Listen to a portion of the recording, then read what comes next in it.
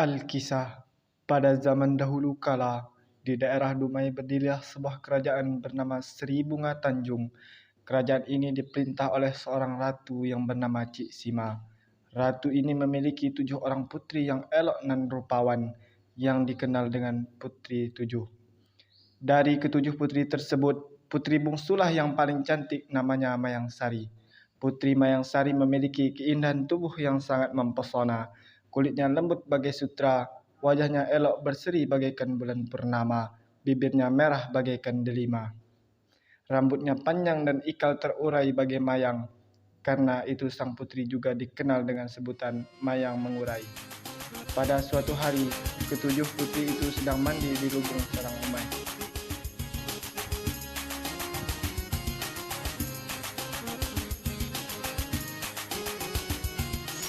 Kalian rai-raiku, sungguhlah cantik dan rupawan. Kau memiliki rambut dan ikut dan tajam serta lembut. Indaku Mayang Kemboja, kau memiliki mata yang indah. Lili, kau memiliki suara yang indah untuk bernyanyi.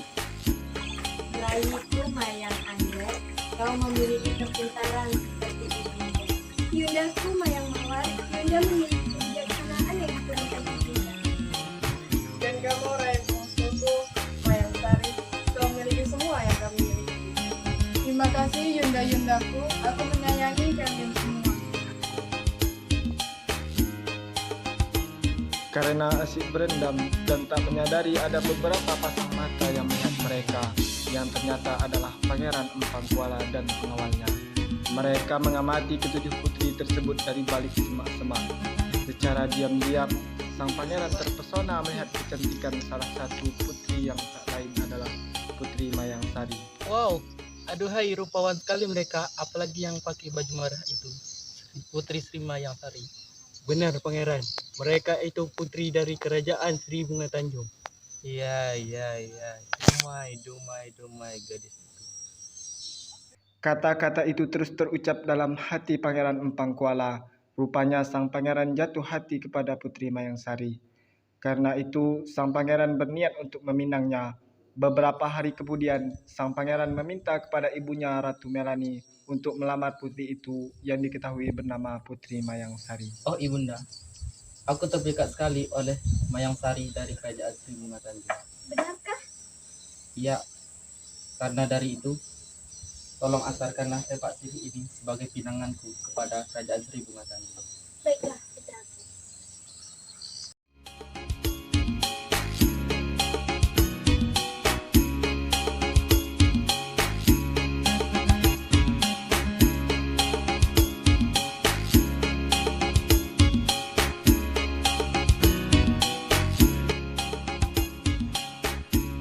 Pergilah Ratu Melani beserta pengawalnya ke kerajaan Sri Bunga Tanjung.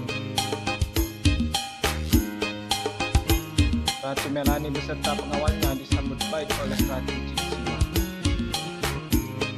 Siapakah kira? Perkenalkan, saya Ratu Melani dari kerajaan tetangga. Lalu apa tujuan Ratu datang kemari? Saya bermaksud ingin meminang putri ratu. Aku memiliki 7 orang putri. Putri manakah yang kau maksud? Bisakah kami melihat ketujuh putri tersebut? Tentu saja. Dayang, tolong panggilkan ketujuh putri. Baik, Yang Mulia.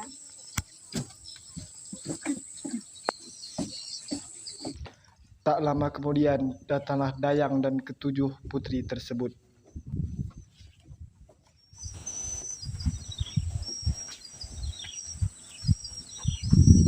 Selamat kembali, Bunda. Kenallah diri kalian kepada Ratu Melani. Saya putri pertama, Mayang Kemuning. Saya suka menjahit dan merajut. Saya putri kedua, Mayang Melati. Saya suka berenang.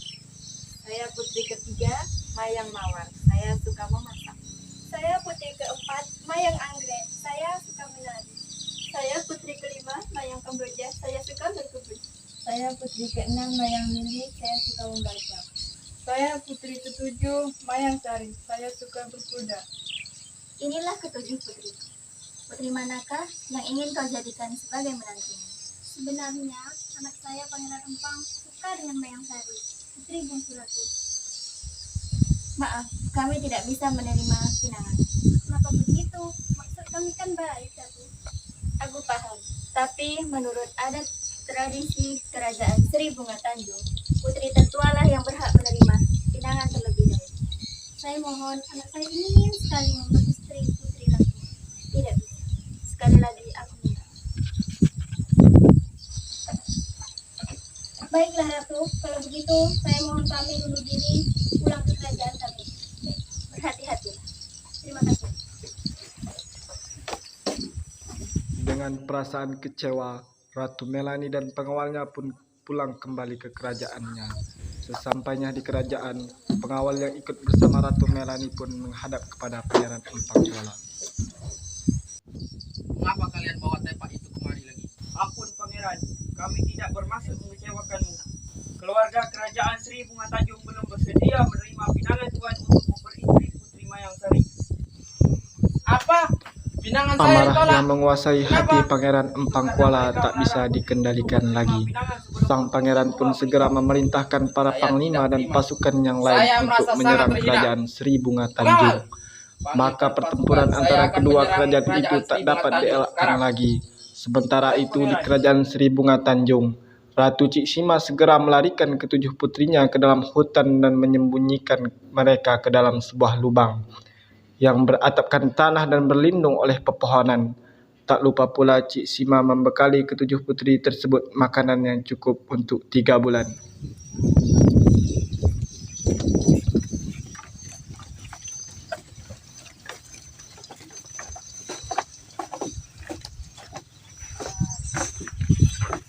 Jangan, Ibunda telah menyiapkan makanan yang senang tadi. Baik Ibunda, kami akan bersembunyi di sini. Ingat, jangan sampai ada yang keluar sebelum Ibunda kembali. Dan Mayang Kemuning, jagalah adik-adik. Baik Ibunda, saya akan menjaga mereka. Baik, Ibunda pergi dulu. Baiklah, hati-hati Ibunda.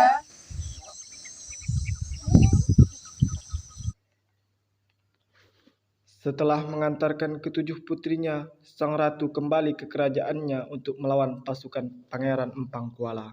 Sudah 3 bulan berlalu, tetapi pertempuran antara kedua kerajaan itu tak kunjung usai. Sudah lebih dari 3 bulan kita di sini. Kapan Ibunda akan kembali? Kau benar, persediaan makanan kita juga sudah habis. Bagaimana kalau kita keluar saja dari sini? Tidak, rai-raiku. Ibunda telah mengamanatkan kalian kepadaku. Dan Ibunda telah berpesan kepadaku. Tidak ada satupun di antara kita ada yang keluar dari sini. Tapi Yundaku, lihatlah keadaan kita sekarang. Lapar, kotor, dan lemah tak berdaya. Saja kau menyuruh kita untuk tetap di sini. Yang ada kita mati kelaparan. Sudahlah, jangan kalian sudutkan Yunda tertua kita. Mungkin Ibunda akan datang sebentar lagi. Tenanglah saudari-saudariku. Sebentar lagi Ibunda pasti akan datang.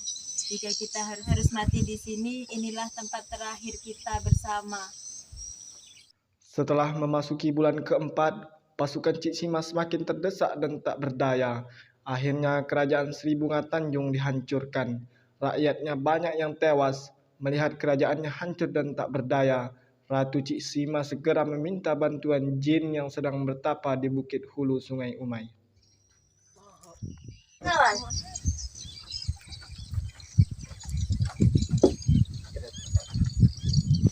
kerajaan kita sudah hancur. Rakyat sudah banyak yang mati. Aku perintahkan kau untuk menemui jin, untuk meminta pertolongannya. Baiklah Ratu, saya akan laksanakan perintah Ratu. Baik. Pergilah pengawal tersebut ke tempat bertapanya jin tersebut. Sesampainya di sana, para pengawal tersebut segera menyampaikan maksud mereka. Permisi wahai jin yang sedang bertapa. Siapa yang sudah mengganggu pertapaanku? Saya utusan Ratu Cik Sima ingin meminta pertolongan jin untuk membantu dalam peperangan untuk mengalahkan Empang Kuala. Utusan Cik Sima? Baiklah, saya akan membantu kalian. Ya, Ensong. Setelah itu pergilah para pengawal tersebut kepada ratu. dan menyampaikan bahwa jin tersebut mau membantu. Suatu malam terjadi peristiwa yang sangat mengerikan. Secara tiba-tiba pasukan Empang Kuala tertimpa beribu-ribu buah bakau yang jatuh dan menusuk ke badan para pasukan Pangeran Empang Kuala. Tak sampai separuh malam, pasukan Pangeran Empang Kuala dapat dilumpuhkan.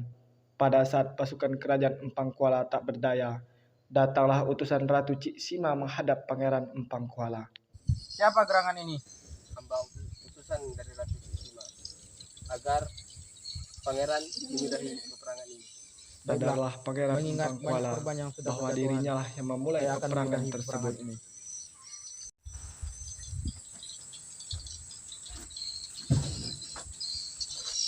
Ibunda Ratu, maafkanlah hamba karena sudah membuat peperangan ini. Namunlah anak muda, aku telah memaafkan. Terima kasih Ibunda Ratu. Sama-sama. Dan langsung memerintahkan pasukannya agar segera pulang ke negeri Empang Kuala. Keesokan harinya, Ratu Cik Sima segera mendatangi tempat ketujuh putrinya, yaitu di hutan. Alangkah terkejutnya Cik Sima melihat para putrinya sudah tidak bernyawa lagi.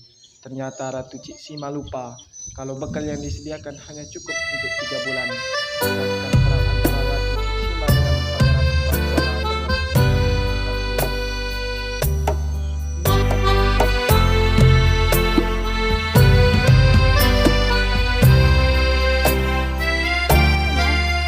Dayang, apa yang terjadi dengan putri-putriku?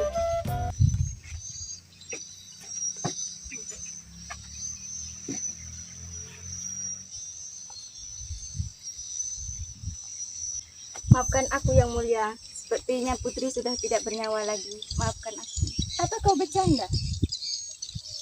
Putriku bangunlah. Akhirnya, Putriku, karena tak kuat menahan maafkan aku kesedihan yang atas telah kematian membuat ketujuh putrinya, maka Ratu Cik Sima pun jatuh sakit dan tak lama kemudian meninggal dunia.